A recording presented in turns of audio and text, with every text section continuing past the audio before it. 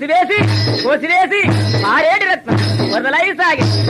సాగే దక్షయజ్ఞానికి ఔరవీర ఆ చోడ వీర 32 వాయిదా జలవీరభద్ర ఎక్కడున్నారు యాడయున్నారు ఏ సందులున్నారు ఏ గొంతులున్నారు శివశక్తి గారు మూర్తి నిండంగా తండ్రికి పుట్టిన బిడ్డవైతే అగ్గిలపడాలి దండలై వీరు రాజ్యమేర ఉండలై వీరు పూలకుండ రాదు అవర